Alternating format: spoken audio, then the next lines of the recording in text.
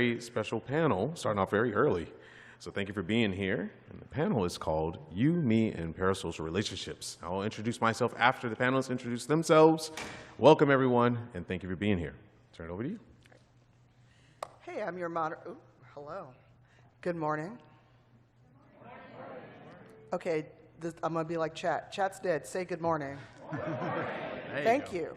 A little bit of housekeeping. If you are not presently eating, snacking, or drinking something, please keep your mask on. We have an exception because we are on stage and separated from all of you. But again, please do so. There is a mask requirement at the convention. Thank you. But I am your moderator and the person who spins this panel. Frank is our amazing host. My name is Cypher of Tier, known as Tanya. Also on the internet, I do a lot of TTRPG content. I'm making a TTRPG, do a lot of creative, other things, and I've been on the platform 8 years, partner for 5, and we're just going to go down the line. And unfortunately, we did lose one of our panelists this morning, Dr. B, Dr. Raffael Boccamazzo of Take This. He woke up with no voice, so he has sent us notes. He is here in spirit and hopefully watching from his hotel. Hi, I'm Chris Cinneas, aka Painting Pirate, a variety streamer, miniature painter, TTRPG, wargaming, that type of stuff, and also Final Fantasy aficionado / nerd / geek. I've been streaming for about 2 years myself, and yeah, thank you everyone for showing up to this early panel the day after apparently every party in existence happened, so I'm sure many out there are quite hungover right now, so thank you for being here, and nice to see you all. And I am MiladyConfetti. I'm a full-time streamer on Twitch. I've been partnered for 2 years. I am a cosplayer. I'm a host. I am, what else do I do? Oh, I'm a shoutcaster. I also play a lot of cozy games, play a lot of Dead by Daylight. I'm also a fog whisperer, and I don't remember what else I do, so I'm going to stop there. And Dr. B is the clinical, oh my God, I forgot his title. Thank you. Clinical Director of Take This, which is the first nonprofit to work with mental health in gamers. If you've ever been at a PAX, you've seen the AFK room. That is a doing of Take This. It is not the doing of Take This here at TwitchCon, however. So if you need any resources, takethis.org. Myself, I'm on the board and an ambassador. So if you need any kind of resources or any other info, feel free to visit any of our channels or hit up takethis.org. And I'm Frank, or Techniq. I've been on this site for a very long time, so it's been great seeing everything kind of evolve. I do voice acting, acting, and hosting, and I'm just very happy to be here and see my friends up here giving such an important panel. All right, so show of hands for those that I can see without the light in my face. Who knows what parasocial relationships are? Okay, so not many of you. We're going to, on the next slide, we're going to give one of 2 definitions that is commonly used. I'm not going to read it you. You all are capable humans that can read. If anyone does need something read out due to hearing impairment or anything, let us know, but otherwise I'm not going to read slides at you. The gist of it is that parasocial relationships are one-sided. So us as content creators, we are entertaining, we're doing music, we're doing art, whatever we do on our channels. And sometimes a viewer, audience, community member can develop a very one-sided clinginess is probably not the best word, but it's the best word I have at 10 a.m. Basically, they feel that they know you really well because you are virtually hanging out with them. You're inviting them into your home, your studio, your stream space. But that is not reciprocal. You do not have that same relationship. There is a wall between us as creators and audience members, and it's not a bad thing. It is I am entertaining, I'm doing what I'm doing. You have elected to come and hang out in this chat, in this community, but you need to understand that I don't know you that way. You're not a personal close friend. Not to say that you don't get to make close personal friends, because everyone on this panel I met through streaming, so it can happen. And then there is another definition that is more streamer-centric, which is the 1.5-sided view on parasocial relationships. Before I get too deep into that, Chris or Confetti, do you have any thoughts on either definition? I think the only thing I'll add to it, and I'll be very candid, I'm definitely pulling from Dr. B's notes on this, which is that it's not inherently bad. Like, parasocial relationships aren't inherently a negative thing. they can be useful for alleviating feelings of isolation and loneliness, but it's when that line gets crossed is when they start to become an issue. I think that's where a lot of the focus is going to be throughout this. That's pretty much my same thought. All right. Okay, next up. So first off, thanks to Urban Bohemian, Brian Gray, and Critical Bard for letting me use their photos. CB's somewhere around this convention. Can't miss him because he's 6'5". So if you hear loud singing, that's probably CB somewhere. But we're going to talk about these kinds of parasocial relationships. So because I'm a terrible person and I like to cause trouble, we're going to talk about the reverse of how most people think of parasocial relationships, which is audience, community to creator. We're going to start with creator to audience. I'm going to talk about creator to creator, aka follow for follow. Hey, I only remember you exist when I want something from you. Oh, you remember you follow me and can DM me when you want something. And you think that we're good buddies and I should just drop everything and help you. And then, of course, the last one where most of us are familiar with that. All right, so next slide, please. So who in the chat, or oh my God, who in the chat? Who in the room, but also in the chat because we're being streamed. How many of you greet your audience with like pet names? You're like, oh my God, guys, I love you so much. And if you feel called out, good. Wow, no one wants to admit it? No, we got one. Willing to cop to it. Thank you for being honest. And I know I don't do it. What about either of you? What's saying that? I love y'all so much. Yeah. I don't do that because that's just very aggressive for me. I don't know. That's just, I don't know. I don't display that kind of affection like towards strangers. I just think that just makes me very uncomfortable. But I also have that in my rules of just like not to greet me or, greet me with like pet names or like greet me as if like you know me or jokingly. So yeah, I don't really overdo that. Yeah, and same for me. I have a general, I think having a name for your audience as kind of a group thing is very different. Like I refer to mine as the crew a lot, because I have a whole pirate aesthetic, it's a thing. Yeah. But it's when the individual pet names come in is definitely that barrier. I absolutely don't do that at all. But then, again, it's kind of getting a bit more into the audience side too, but being careful, even with people I do know in real life, I will always refer to you as Cypher on channels, because even if I have that direct relationship with somebody, I don't want to encourage and breed and foster that kind of dynamic with the rest of the chat. It's like, no, this is a separate thing. We are in this situation. I'm live right now. This is not just a friend dynamic. I am on. So making sure that there's that headspace there is definitely, I think, important to segregate. And yeah, definitely don't pull the pet names for individuals either. I know sorry. What? I was going to say, there's a YouTuber who I know, she does a lot of like makeup and commentary, but she says, she does say like, I love you all parasocially. And like, she always has that like at the end of that. So like, hey, like don't cross any lines. I wouldn't even like teeter with that line personally, but I always find it funny when she does that. Yeah, I just go, I like some of you. That's what you get. Because if not, and Frank can attest, because I think I've known Frank the longest out of everyone here. The person you're seeing right now, that's who you're going to get on my channel. I'm not a different person. I don't put on a persona. Before I go over the next point, who knows what toxic positivity is? Okay, not a lot of hands. I'm surprised. So toxic positivity is when you're like, oh my God, good feelings only, ooh-woo, no politics, besties. Not the ooh-woo. No, that's really yes, it. I can That's feel, really it. I can feel Urban Bohemian cringing wherever he is right now. But those kind of things where people, like, they don't want any bad vibes, no bad feelings, and they foster that because then people feel safe, they feel cozy. And I'm gonna be real with y'all. I live in the US, I'm black, I'm queer, I'm femme-bodied, and I can't do that. The world does not let me do that. I cannot do that on my stream and just ignore the world. And if you do that and that's your vibe, cool, but it is a part of being so positive that it's almost like you're going into a bubble.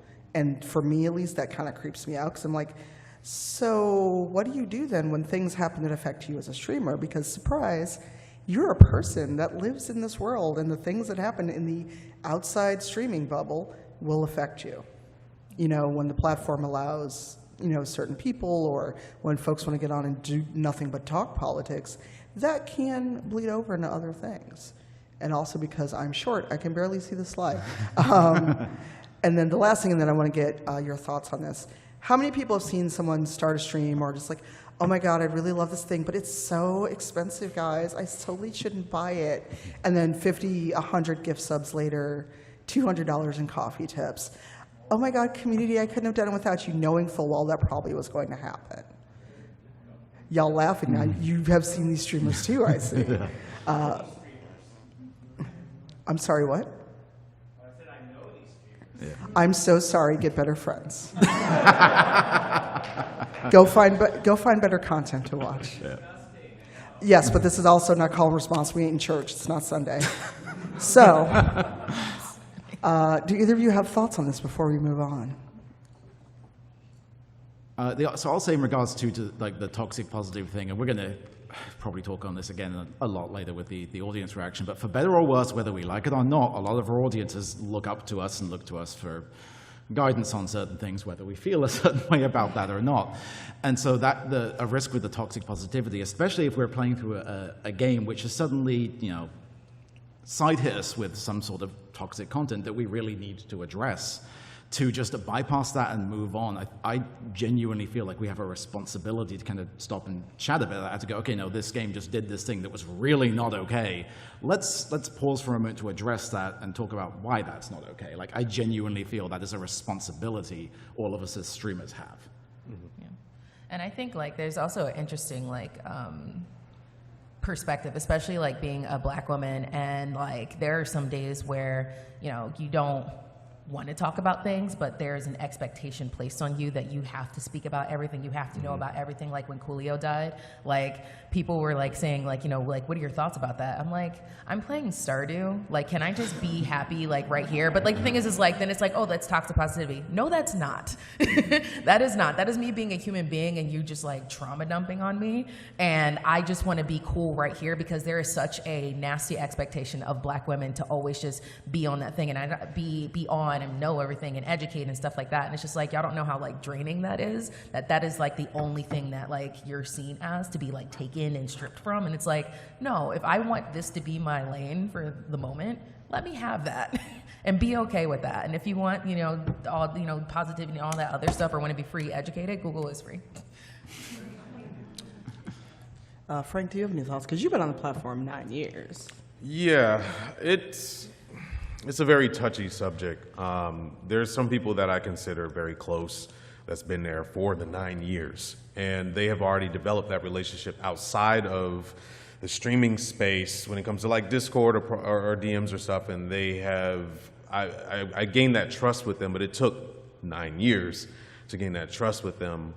It's something that you have to protect yourself because some people just don't get that barrier. The first time you say, I see it, I love you, or oh my goodness, thank you so much, they take it as it's their job now to become that person in your life, and it can get very scary very fast because a lot of us don't know how to say no when the getting is good, right? So you have to build that barrier early, yes, as our panelists said, and know that relationship is not anywhere you probably think it is, and rely on the content creator to bridge a gap if they feel comfortable enough to do that. And that definitely goes in person more than anything, because we're at TwitchCon right now, and a lot of people come up and they're just like going in for the hug, and you're just like, whoa, like, I don't know you, it's okay, and stuff like that. So yeah, I agree with everything you were saying. It's very, very touchy. Be careful what you do. All right, next up is creator to creator. How many people have had that, hey, I'm on front page, or, I really got like a dope sponsorship, and suddenly they remember they can DM you. Yes. Don't be shy, beside us on the panel. Oh. I've had it. I've had other things happen. Or the people that like, they want to do a collab, or they see you're doing what's hot, your numbers are great, and suddenly they're always in your chat. Suddenly they, are giving you gift subs, or they're tweeting at you, oh my God, I'm so happy for you. I'm like, but are you though? Yeah. Because the creator-to-creator parasocial relationship is a thing where everyone wants to go, well, you're a streamer, I'm a streamer, you like this, I like this. And I'm like, That's cool. That's nice. But where were you when I was starting at an affiliate, or in my case, I started streaming before affiliate existed? Where have you been? Oh, you suddenly remember? You follow me on Twitter? Cool. And that's that parasocial relationship, because I had a salty tweet day one of TwitchCon about how people are going to run to you. Oh my God, bestie, I missed you. And I'm like, really? You ain't been in my chat in 6 months? Cool. So I know I have very salty thoughts about creator-to-creator parasocial relationships that I probably can't say because it's PG-13 since we're being streamed. But what do you two think? Or what did Dr. B say about any of that? I can sense when somebody is parasitic. I don't know if that's just my intuition. I don't know if it's the Scorpio in me, but I can just sense nonsense from a mile away. And typically how I handle that situation, if I feel like addressing it, like saying, be direct, it's like, it's interesting you only show up when such and such is happening. But, when I was going through this, or maybe I needed like support or some kind of way, or when I reached out and say, can you help me with such and such, you weren't there. But the thing is, I also, thanks to therapy, I'm realizing more and more, you can't make people do something that they don't want to do. So in those situations, what I do, I either stop responding or I block them. And I'm the type of person, I have no problem reinforcing my boundaries. I think that's something that I learned through higher education as a resident assistant, because you live and eat where you work and stuff like that with your residents. But I don't personally have time for that. And if you just want to leech and take from me and take my energy, I'm not going to give you access to me. And I have no problem reinforcement. I don't care who you are. You can be the president of such and such, or whatever. I don't care, because ultimately that is just parasitic, and that's just going to be harmful. And allowing you to continue in my space is more so going to be hurting me, because I'm allowing that to happen. And that's just my personal philosophy with that. So I take very hard stops with people like that, because I'm not going to sit here and smile in your face or let you smile in my face, knowing that you're on some okey doke. Yeah, Dr. B's notes, it turns out, they're more on the audience side of things. But from my perspective on it, which I'll approach it from a slightly different aspect, because I've only been streaming for about 2 years. I'm affiliate level myself, and I'm still kind of on the smaller end of the scale thing. So, speaking about things that need to get worked on in therapy, this is one of them for me. For me, there's always kind of the fear of, am I going to be perceived this way? Like, because I want to approach people and kind of. And there's no desire for this. It's like, no, you're cool. I want to hang out and get to know you better. So the one piece of advice I would give on that aspect to it is people can tell intention. It bleeds through, I promise. So if you're genuinely approaching it from a positive thing, no, you genuinely respect this person. You want to kind of just be around them. You enjoy their content. You enjoy the vibe they put out.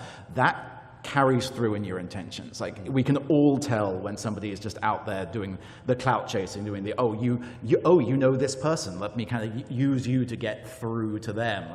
We see it especially with those involved in the TTRPG space. It's your friends. I saw you post a picture on Twitter hanging out with this person. Hi. Suddenly I'm going to show up after 6 months never speaking to you.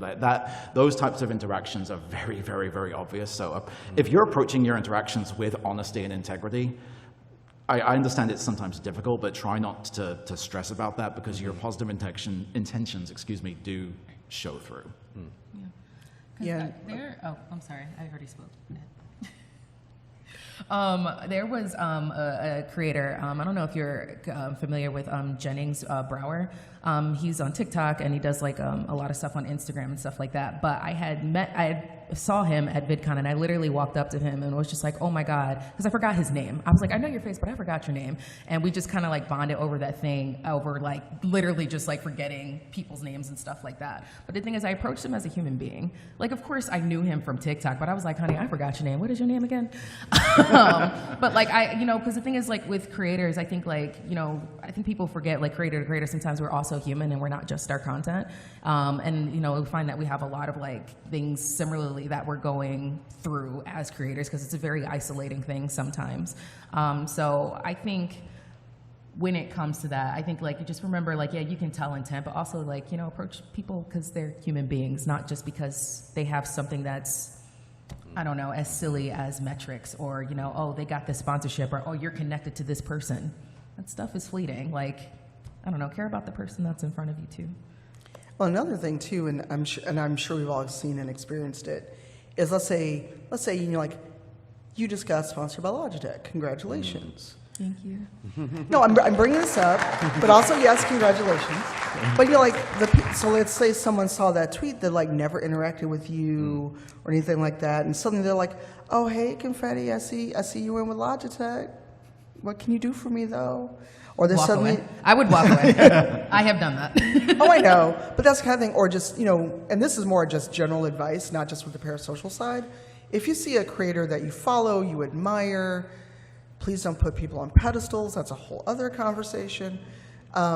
Be mindful of how you interact with that news, that sponsorship, that, oh, this is really dope. I'm so proud of you. Let's not do the, one day I'll be where you are. Oh, I wish it was me. Because you know what? Saying that publicly on Twitter is going to guarantee it ain't going to never be you. That you now go in my literal Excel document. I'm like, never talk to them again. Never work with them, or be real cautious on how I interact with you, because it's clear in those moments that you're not happy because I had a milestone. You are now looking at the opportunity to get closer to someone else, and that is a parasocial thing. Because if you're not feeling the content I'm doing, you're not there when we have our TTRPG shows, you're not there like, for an announcement like that, or like, something. I know that you've had a lot of announcements recently, Frank. Yeah. When your face is all over TwitchCon, stuff like that. No, but here's the thing. If you honestly want to interact and you honestly want to do that, and not just ride the coattail, you should be like, Cole, that's dope. I'm excited for you. Or if you ain't got it in your heart, just like a tweet and move on. Because here's the thing. You are now marked as a parasocial parasite. Because if that's all you're going to ever do, if I never hear from you until either things are bad and you're suddenly there and you're offering comfort, why are you here only in the bad times? Or if I have something good happen, you're suddenly ghost. I can't see you.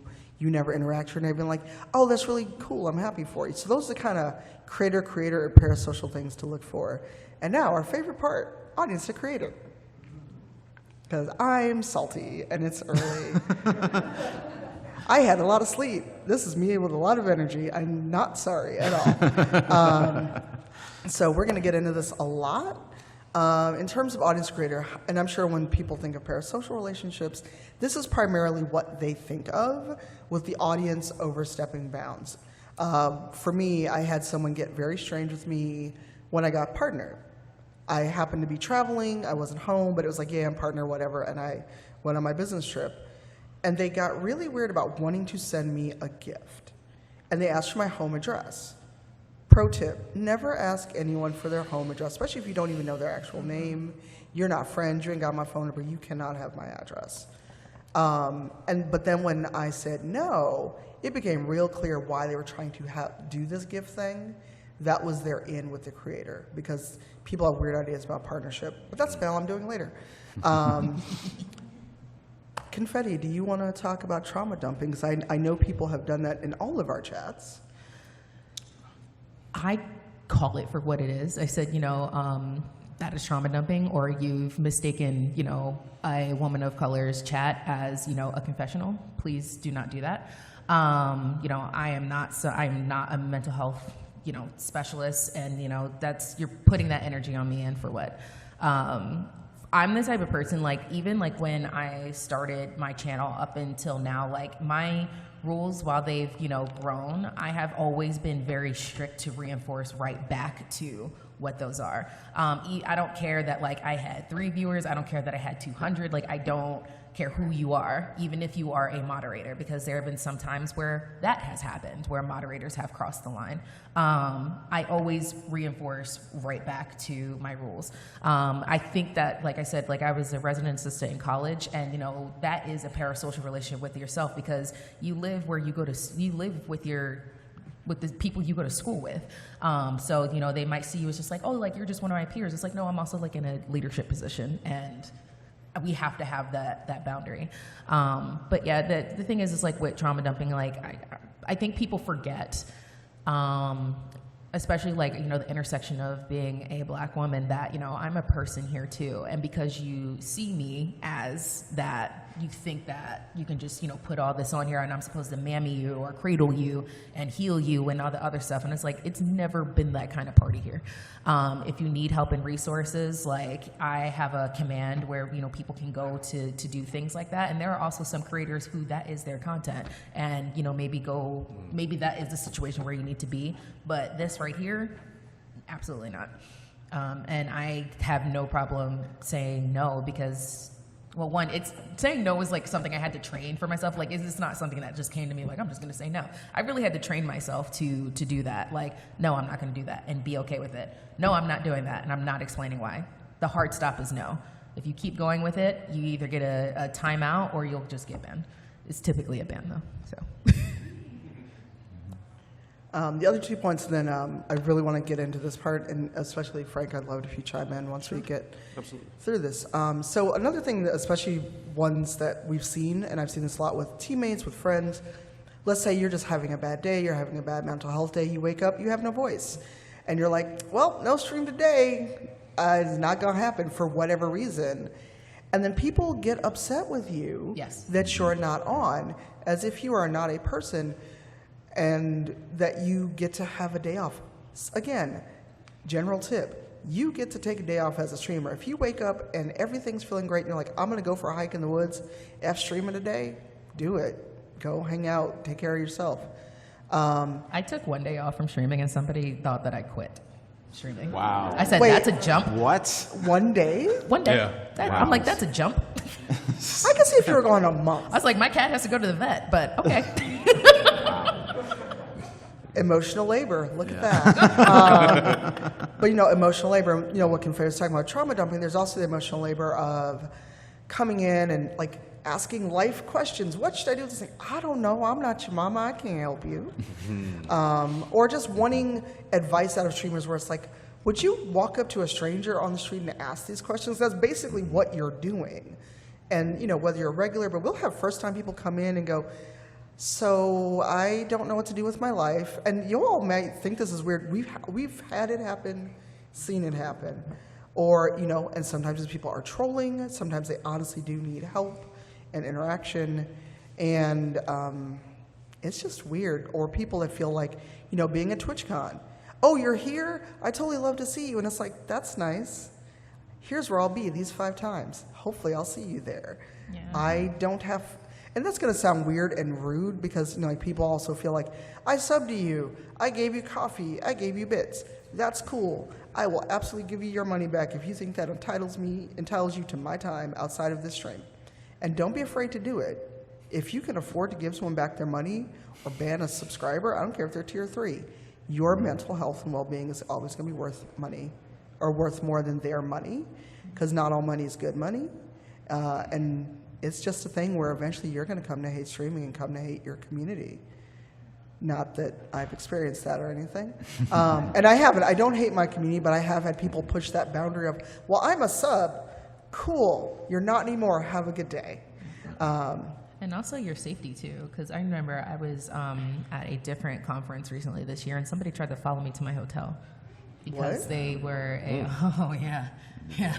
I'm glad I wasn't alone there. But yeah, and it got, because it was the entitlement. It's like, well, I'm sub to you or this, that, or I've been following you for this long. And I'm like, PG-13, right? Yeah, so. You can get there, trust me. But yeah, like it's also a safety thing. So like, I think like for content creators, it's just like, since a lot of us have established schedules, like that is also like the time to like really reinforce that like, I will be here, I'll be at this booth or that booth at that time because, it's also a safety thing too, because people be wilding out here. And it really, it really is a muscle you have to train. Yes. And it's kind of, it sucks because the situation needs to happen for you to be able to train that muscle. It's not something you can really practice outside of that. But what I'll say on that point too, and this is really specifically directed towards those who are maybe, you have the single digit CCV.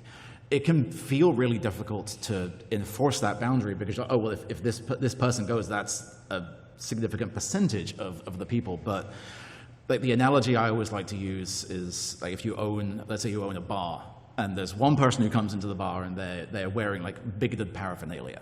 And you're like, oh, well, they're not really interacting with anyone. They're just there, they're doing their thing. I'm going to leave them be. they're going to feel comfortable there, and they're going to bring their friends there.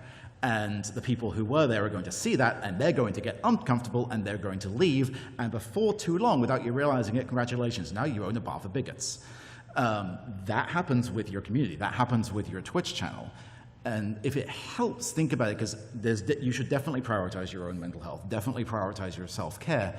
But if that's something you struggle with, because it's definitely something I struggle with, I find it much easier to stand up for other people than myself. So bear in mind that the trauma dumping that comes in and happens, it's affecting the rest of your community too. They're seeing this happen, and it is making them uncomfortable too, I promise. So if it helps to shift into that mindset, you're not only protecting yourself, you're protecting the rest of your community by shutting that down and having those strict boundaries. And again, also when you're just starting out, to have at least one mod that you know and trust who can help you with those, that definitely really helps as well. Because it can be very difficult, especially to get knocked out of that mindset of no, I'm focusing on this thing, now I have to stop and deal with this. Get at least one, if it's just a friend or a family member, somebody you can trust, and you can build up more as you grow, but just that one person who you've sat down with and gone through, these are my boundaries. If people start crossing this, I need, like Confetti said, the chat commands are incredibly helpful. Just type this thing and here's the explanation, that's all you need. Just. Any thoughts before we move to the next slide? Sure. It's tough. You have to set early on your expectations for your chat. The chat rules are very easy to miss. People typically click, click, click. You have to reinforce them. It's hard when you build a super relationship with your chat, because there's times where people are very intimate with their chat. They keep it close-knit, and there's times where people just let their chat rage on. And the rage on is the fast lane to success, very big quotation marks people have been thinking over the years.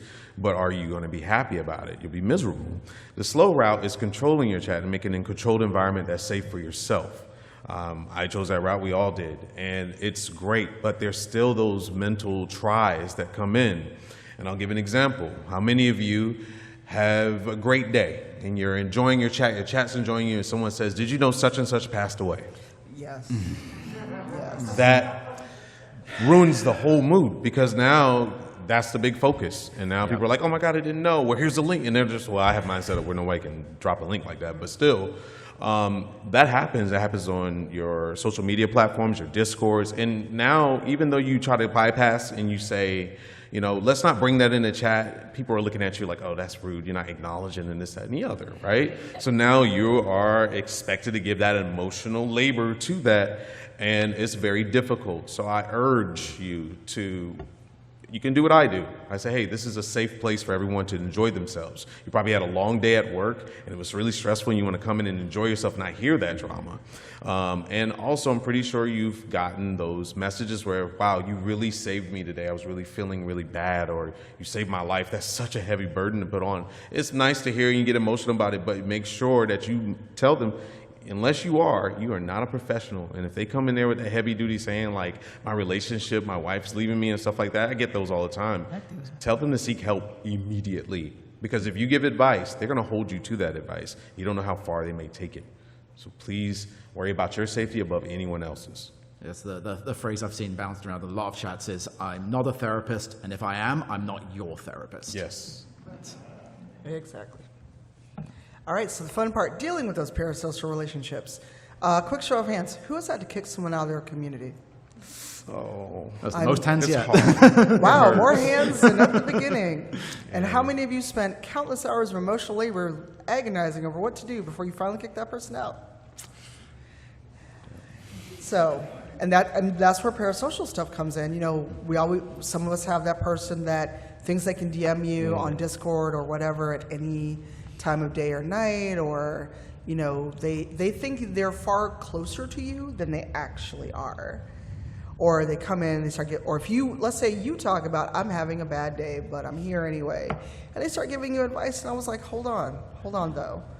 They're gonna laugh because they know how I feel about unsolicited advice. But also, you're not my friend that way. If I say I'm having a bad day, maybe I got some stuff going on, they start going, well, did you try this? No, and I didn't ask you. And when they leave the chat, aha, I have you. You think you're far closer to me than you actually am. But here's kind of ways you can do that. So the hardest thing, I think, for some of us is to recognize when a parasocial relationship is in play. Because it starts off innocently enough. It starts off, they always give a gift sub. Oh, what's your P.O. box? I was thinking of you. I saw this thing. And they always want to do things where it's like, okay, cool, but this makes me a little uncomfortable if you're constantly sending me gifts, doing whatever, or engaging in what some people call love bombing. I don't have a definition for that handy. It's basically like you're going over the top. You're constantly like, oh my God, you're like my best friend, and here's something I thought of you. Here's 10, every time you go live, here's 10 gift subs, here's 20.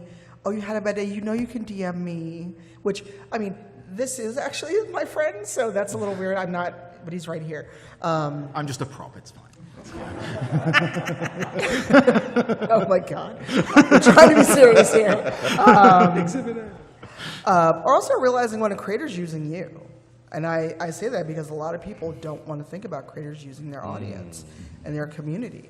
Because we've all seen it. Again, oh my God, I want to get this thing, but it's so expensive. When they know good and well, they've got people in their community, they have the money and want to make them happy, and will either send them a coffee, drop them a bunch of gift subs, and then next year it's like, oh my God, I couldn't have done it without you.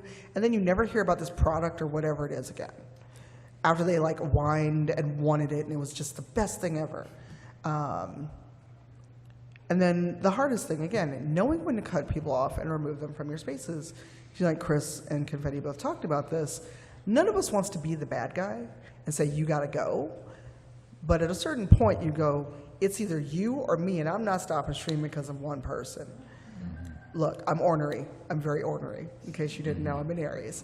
And you have to realize when this is better, because every time we've had to cut someone out of my community, then there's the flood of, oh, thank you, they were making me so uncomfortable. And you as community members also speak up. And if the streamer, the content creator, whoever's quote unquote in charge doesn't listen to you, you feel free to leave too and tell other people why you left. There is no shame in saying that. There is no shame in going, I left so-and-so's community because I had an issue with this person. They made me uncomfortable. They sent me negative DMs. They did nothing. Then you're like, deuces, I'm out. And I have no shame in telling somebody why I left a community. So how do you deal with parasocial relationships? Something that comes to mind right now, because it was just a very odd situation. There was somebody who I played Dead by Daylight with, and who's really cool. And this person, so somebody had came from their chat to my chat and was asking me personal questions about them. And I said, that is extremely inappropriate. You don't know him, you don't know me, and you seem very obsessive toward this person, and it's unhealthy. So that was the warning. And then they ultimately were banned, and I had to inform that streamer, to say, hey, be safe around this, because this was just very strange. I know, maybe me and that person, we're not besties or whatever. I don't know. But we're cool. But I was just saying, because I'm very protective of other streamers when I see a red flag, because they didn't even know that was happening, or didn't know that person was being very weird. Because if they're doing it in my chat, they're probably doing it in somebody else's, and I don't know how that streamer is handling it. I hope that they're doing the same thing that I did, but just also be wary and be cautious of things like that happen, because that could not only be affecting you, but also other people. And because a lot of communities, they do translate over, especially in the Dead by Daylight community. Yeah, that's one thing I think a lot of people don't necessarily realize is how much we all talk. Yes. God, thank you so much. The tool that we just got, the shared ban list thing, was an absolute godsend. I love that thing. But no, we all talk. So if you're acting a fool in somebody's channel, your name has been passed around to at least 5 or 6 other streamers. Because we all know what it's like, and so we want to make this easier on each other. So if we have a name who continually shows up as a problem, we're going to tip off somebody else hey, heads up, if you see this name in your chat, there's been a problem in mine, keep an eye out for them. So that we're gonna share that information around. Your behavior in one channel is not gonna be isolated to just that one channel, I promise you. I actually took a page out of Pleasantly Twisted's bag, and in her Discord, she has a shared band or community bands. I now have that at the top of my Discord. So if you've been booted and it was egregious enough, We have why you were banned, the date you were banned, and if we banned you in other communities, because I have assorted multiple communities in their communities right now. So if someone acts out, or let's say this is being streamed and I go back and watch the chat and it's like, oh, you had this to say during this panel? Let me ban you in 20 channels right now. So, you know, it's one of those things where streamer community, as much as we joke about streamer Twitter, it's not that big of a circle. And I can tell you, if somebody acts out in my chat, I'll tell them, be like, so can I ban this person? Although you're nicer than me. No, seriously, Frank is much nicer than me. Do you have any thoughts before we talk about resources and open it Yes, up? I have a really good example. There was a person in my community, and I was a younger streamer at the time, and I was coming on hard times, but I never really talked about it. And this person bombed the mess out of me. He would, like every week, it was great. You know, we always feel that. We were like, wow, this is happening. I can't believe this is happening. You feel good about it. But I thought it was that unconditional love that was getting given to me. But I found out it was conditional. And by that means, they were in my Discord and they came up on hard times and they did this GoFundMe and they just posted it without asking anything. We don't do that because if they do that, then everyone else is going to think it's okay. And then I have to be the bad guy and sit there and say, no, you can't do this. Well, one of my very close friends were going through something really bad, and I posted something that they were going through just to read the tweet. It wasn't even like a link or nothing. And they came back at me. It was like, oh, so you did that for them, but I gave you all this. You won't do this for me.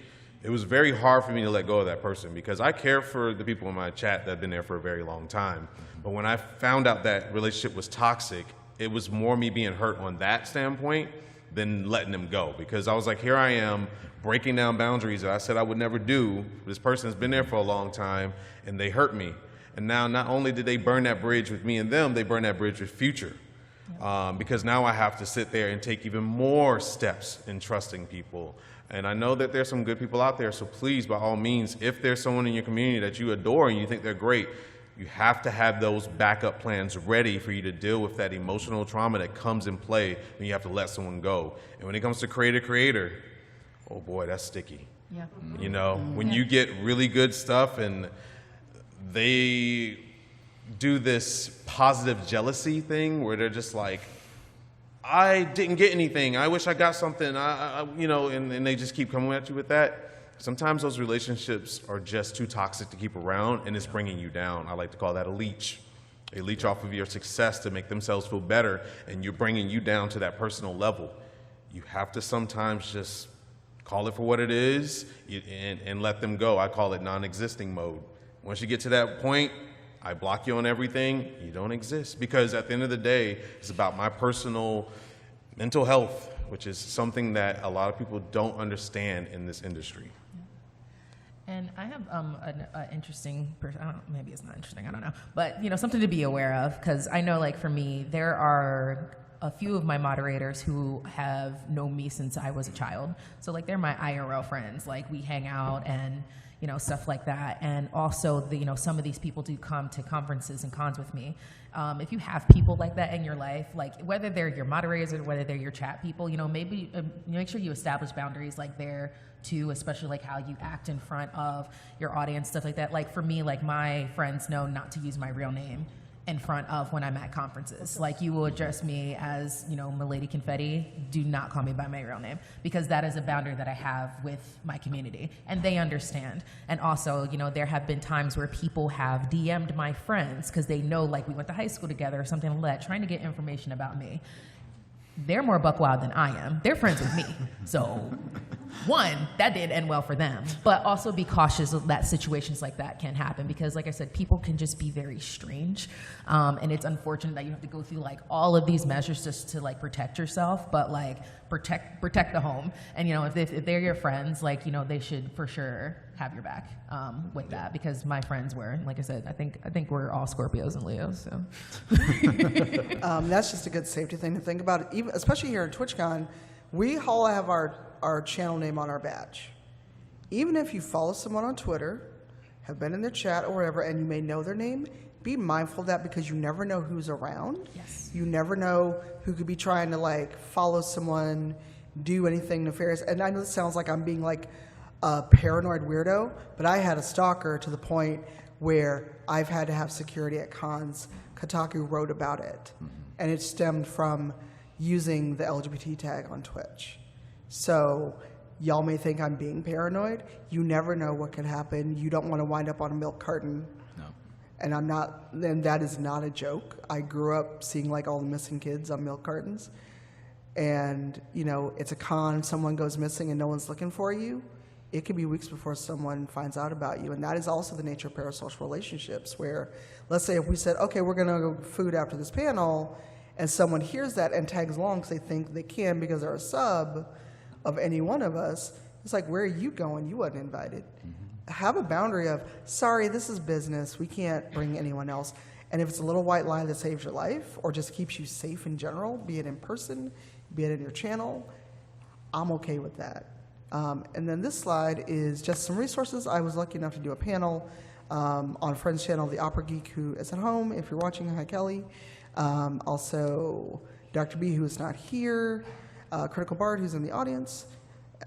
We had a 2-hour-long talk about this very topic, so something you can go watch at your leisure. It's on my YouTube and the Opera Geek's YouTube.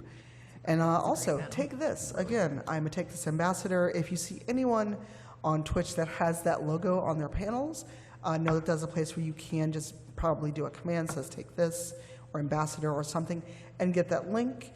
If you do need resources, again, takethis.org. And if you are in crisis, especially, do not go into a chat and ask anyone for help. And that's not a we don't care thing. That is a we cannot help you, because if I don't know where you are, where you live, what the problem is, I cannot be responsible for you. None of us can be responsible for your health and well-being. And that is too great of a burden to put on a streamer. Because again, even if someone's a mental health expert, they are not your mental health expert. And I just left the control up there because I'm like, gaming, why not? Sure. So Q&A. All right, Frank is going to manage Q&A, but I'm going to say this because this happened yesterday and people still want to give me their backstory. I'm just going to be blunt. I do not care. Because we have limited time, and so if you have a question, please start lining up at a mic at either side of the room. But it is a question. It is interrogative. It is not a story. It is a narrative. I do not care, and you will take time from other people who want to ask a question. After the panel, we'll be outside in the hallway if we do not get to you for some reason. But if you start rambling, I will ask you to go find a question somewhere in this concert hall or convention hall. The concert hall. I believe what we're going to do is we're going to go right side, left side, back and forth. So please feel free to line up on both sides. Try to keep them even so that way we can get you all going, or whatever your seat is closest. Whilst people are lining up too, I want to call out just one other thing from Dr. B's notes I want to make sure we get to, which is a question for audience members specifically, not the audience in here, but like the Twitch chat, which is to have an honest conversation with yourself about the motivation in your fandom. Like, are you there because you admire the person professionally, or are you there because you're genuinely trying to be friends with the streamer? Because the latter very rarely happens. So question like, why truly are you there? So if you're there, because you admire them professionally, cool, but don't try and establish that friendship that way. It's probably not going to work. Yes. All right, feel free to say your name and all that stuff. Introduce yourself and then go for the question. Hi, I'm Otter Crossing. I only started streaming in late July. I'm affiliated. I have a little bit of a, not large viewership, but I have a few more people in chat than I'm not necessarily uncomfortable with, but just like, yeah. So I do have a few IRL friends and friends I've made online over the years that come into my chat and expect me to only focus on them. Also, they do use my real name. I don't know how to approach that conversation with them. So just tell them, I'm glad you support what I do, but I'm trying to keep a separation of off-stream and on-stream. You can come in, but please call me Otter, full streamer name, and if you can't respect that, I will have to ask you not to come back to the chat. Okay. And really stress the safety part of it. Like, Yeah. this is a safety aspect to it. And candidly, if they can't understand and respect that, that is a signal to maybe take a step back and seriously reevaluate the friendship entirely. Okay. Yeah, because I also don't even have a face cam. Like, I'm here obviously meeting people, but like it's more of a safety thing because I do have children in chat a lot because I play a lot of Animal Crossing, hence the name. Yeah. So it's more like for my safety, for their safety, I just don't want any of this information Right. being. Yep. So Yeah. Explain that to them.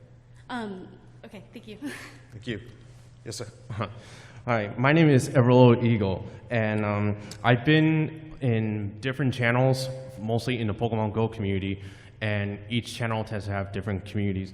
Some of them, they have like set schedules, like, oh, see me like every weekday at like 4:30 PST. All right, so And where's the question? the question is, when a creator, for some reason in the middle of the week, does not stream, and then they either give an explanation right away or later, and then audiences, they either get worried right away or get worried later. How do creators and audiences deal with when they suddenly don't stream for one day, and whether the explanation is given right away or later? I tell people that I'm human. Like, I mean, I gave the example that I didn't stream one day because my cat Zuko, he was throwing up blood. I'm like, that's going to take precedence. Like, I'm not going to be streaming today. And then people jumped to the conclusion that I was quitting streaming. I'm like, where do you go from point A to point B? But I mean, I try to be like as communicative as possible. But if people are going to have like, I guess, what is that? Like an impossible expectation that like life doesn't happen. Then that's more so on them. I don't personally internalize it. I'm going to side-eye you because that's very strange. Like, you gone one day, you quit streaming. Okay, got it. But yeah, I try not to internalize that and like understand that like life happens. And like that's where I think that humanization part comes in, because like it's like, take me off the pedestal, because like I'm not a robot. So life is going to happen. People call out of work all the time. Things happen. So that's what I try to do. I think that's the approach to it too, is like view it like taking time off from any traditional job. Like you don't owe your boss an explanation as to like, I'm taking PTO this day. That's it. That's all the information they need. That's all the information they deserve. And the communication with the chat is exactly the same way. Yeah. And to that point, from the audience perspective, I bear in mind that the streamer does not owe you that explanation. And that's something to internalize and really kind of work on yourself. Yeah.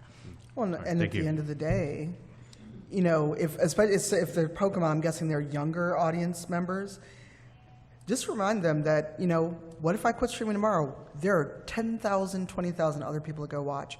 If I'm not live today, I'm going to send you to other people. Go watch someone else and let me have a day off. Okay. Next question. Okay. So with me specifically, like I've had a lot of those situations happen in my chat as well. But Can you move a little closer to the mic? I can't hear you. sorry. So I've had a lot of those situations happen as well when it comes to chat. Like everyone that you said, I'm like, oh wow. But when it comes to like setting those boundaries, how do you set those boundaries, especially at the same time kind of building those relationships? As a small streamer, like really all you do is talk to those people on a regular basis. And I mean, at a certain point, like all you do is end up getting close to them as a byproduct. So first off, take small streamer out of your vocabulary. You are a streamer. Okay. Everybody in this room. Yep. It's not so much how, or, you know, because we actually talked about this last night where some of us were hanging out. If someone cannot understand that, one, you are letting them visit you virtually, I treat it the same way as I'm visiting someone's home. And I'm not squinting at you, just literally there's a light in my face. I'm not making a face at you. It's rough. But, you know, because you are setting the example, you are setting the boundary, and if you go, this is how this community is going to be, and if you cannot understand and respect those rules, then you don't get to be here. We all need to get over the idea that any and everyone can be in our community. Because when you let one bad faith actor come in and stay and get comfortable, like Chris's example, that's all you're going to have, and no one's going to be in your community. Just have very clear rules on your Twitch panels, reinforce that. Yeah, just really like internalize it. Some relationships just aren't worth building. And that's a really, it's a hard lesson to internalize, but it's a very important one. And then, and I'm sorry to cut you off, but in regards to that, like when you've kind of started and you might not have been super adamant in that in the beginning, how do you make that transition where some people have already learned those bad habits with you? You start having hard conversations. You have maybe you do a stream where it's just chatting, going, community update.